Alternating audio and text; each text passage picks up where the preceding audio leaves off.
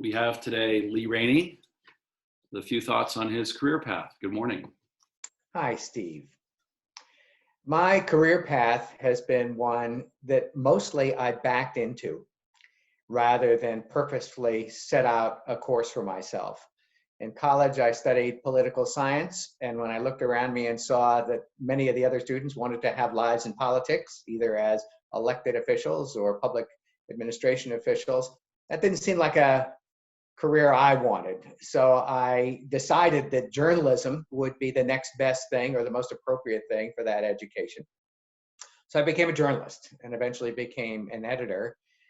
And there is a career path in journalism that's, at least at that time in the mid 1970s, was pretty carefully laid out. You started a relatively small operation. In my case, it was a small private newspaper in rural Connecticut, and then hoped that through some magic, and in my case, it was a really well-placed person in my network. His dad was an editor at a big newspaper, the New York Daily News. And so once I had some clips under my belt and a portfolio under my belt, his dad hired me at the New York Daily News, and I started covering, cops and robbers in the suburbs.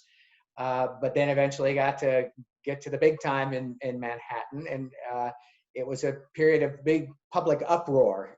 New York City was about to go bankrupt, and so I became one of the few reporters at the paper who cared about that and learned about what the consequences were of that.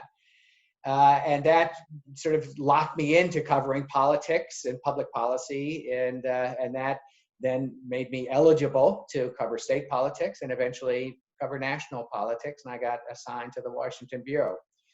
But none of the steps along the way, moving from the suburbs to the city, to the state capital, to Washington, were things that I had either set out to do or that I was banging on my boss's door saying, let me in, coach. I want to go to that next step of the ladder. I was perfectly content to cover the exciting things I was covering at the moment I was covering them.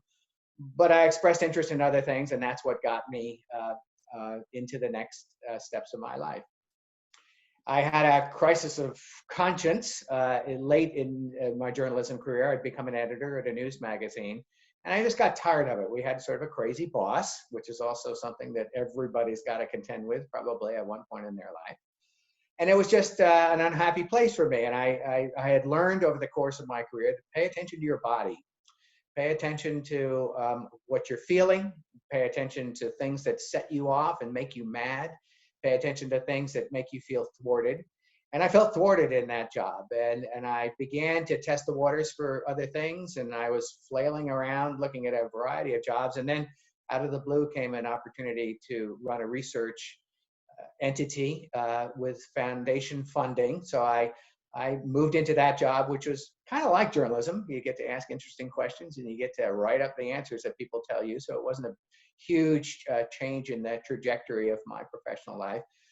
But I've again sort of backed into opportunities rather than thrust my way into them. And it's worked out pretty well, in part because I could learn to be happy in all of those things. So you've emphasized backing in, but you also mentioned speaking up. So what role did you play in taking advantage of opportunities, and what did you learn from that? I always made it clear, not in a too terribly aggressive way, that I was interested in covering lots of things. I was interested in lots of subjects. I was interested in writing about lots of things. And I had a particular interest in politics and public policy. And then again, that was not the common thing in the places where I was working.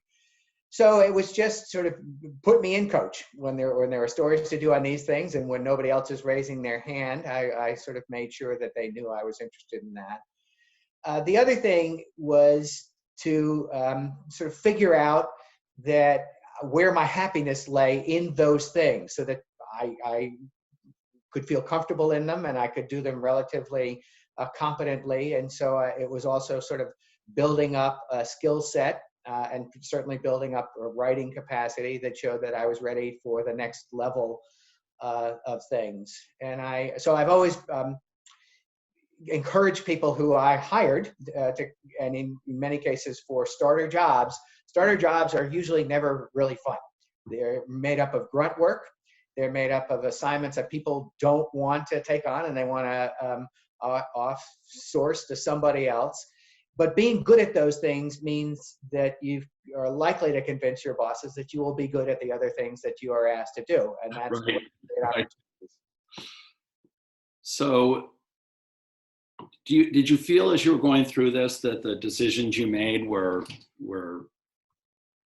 life affecting, definitive, final, or how did you approach that?